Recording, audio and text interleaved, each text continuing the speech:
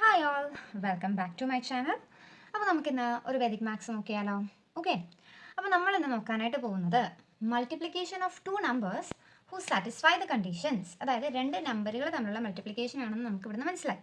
പക്ഷേ എന്താ, ഈ രണ്ട് കണ്ടീഷൻസ് സാറ്റിസ്ഫൈ ചെയ്യുന്ന നമ്പേഴ്സിനാണ് ഈ മെത്തേഡ് ആപ്ലിക്കബിൾ ആയിട്ട് വരുന്നത്. ഓക്കെ, കണ്ടീഷൻസ് ഇതാണ്: the last digits should add to 10. അതായത് നമ്മൾ എടുക്കുന്ന രണ്ട് ഡിജിറ്റ്സുകൾ ഉണ്ടായിരിക്കുമല്ലോ, അതിൽ ലാസ്റ്റ് ഡിജിറ്റുകൾ തമ്മിൽ ആഡ് ചെയ്താൽ എന്ത് കിട്ടണം?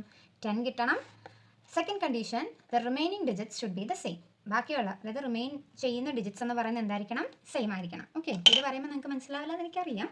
നമുക്ക് എക്സാമ്പിൾ നോക്കാം. ഓക്കെ, അപ്പോൾ അതിലെ ഫസ്റ്റ് വൺ 66 ഇൻറ്റു 64. ഈ രണ്ട് നമ്പേഴ്സാണ് ഞാൻ എടുക്കുന്നത്. 66 ഇൻറ്റു 64. ഓക്കെ, നോക്കിക്കേ, ഞാനത് നമ്മൾ സാധാ മൾട്ടിപ്ലൈ ചെയ്യുന്നൊരു ഫോർമാറ്റിലോട്ട് ഞാൻ എഴുതുവാണ്. 66 ഇൻറ്റു 64. ഓക്കെ, ഇവിടെ നോക്കിക്കേ, ഇതാണ് നമ്മുടെ ലാസ്റ്റ് ഡിജിറ്റ്. രണ്ട് നമ്പറുകളുടെ ലാസ്റ്റ് ഡിജിറ്റ് ഇതാണ്. ഇത് രണ്ടും കൂടെ ആഡ് ചെയ്യുമ്പോൾ എത്ര വരുന്നുണ്ട്? 10 വരുന്നുണ്ട്.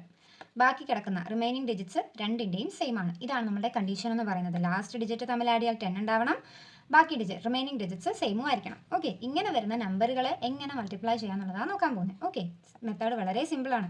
അതായത് നമ്മുടെ ഒരുപോലെയുള്ള നമ്പർ ഉണ്ടല്ലോ, ഇപ്പോൾ ഇവിടെ എന്താ 6ൻ്റെ തൊട്ടടുത്ത നമ്പർ എന്താ 7. അപ്പോൾ അത് ഈ 6 മൾട്ടിപ്ലൈ ചെയ്യുക. 7 ഇൻറ്റു 6 എത്ര വരും? 42. അതിവിടെ എഴുതുക.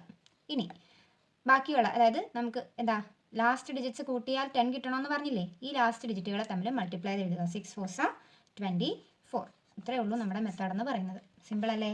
ഓക്കെ, നമുക്ക് അടുത്തൊരു എക്സാമ്പിൾ നോക്കാം. 107 ഇൻറ്റു 103.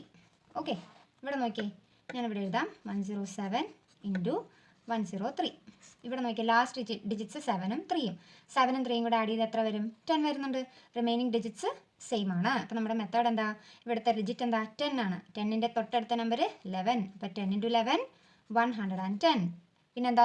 7 ഇൻറ്റു 3 അല്ലേ, ലാസ്റ്റ് ഡിജിറ്റുകളെ തമ്മിൽ മൾട്ടിപ്ലൈ ആണ്. 7 ഇൻറ്റു 3 21. കണ്ടോ? 11021.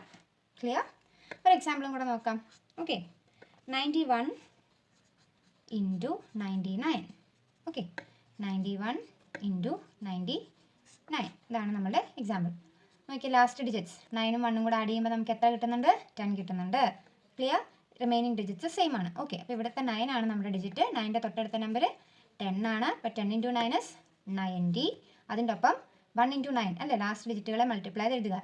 ഈ കേസിൽ ശ്രദ്ധിക്കേണ്ട കാര്യം, നമ്മൾ ഇവിടെ വരെയൊക്കെ 2 ഡിജിറ്റ് അല്ല എഴുതിയത് മൾട്ടിപ്ലൈ ചെയ്തിട്ട്. ഇവിടെയും നമ്മൾ 2 ഡിജിറ്റ് തന്നെ വേണം എഴുതാനായിട്ട്. 1 ഇൻറ്റു 9 വെറും 9 എഴുതരുത്. അതിനെ എങ്ങനെ എഴുതണം?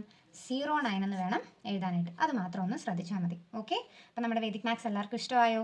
അപ്പോൾ ഓർത്തോണം, ഈ മെത്തേഡ് ഈ രണ്ട് കണ്ടീഷൻസ് സാറ്റിസ്ഫൈ ചെയ്യുന്ന നമ്പറുകൾക്ക് മാത്രമേ ആപ്ലിക്കബിൾ ആയിട്ടുള്ളൂ.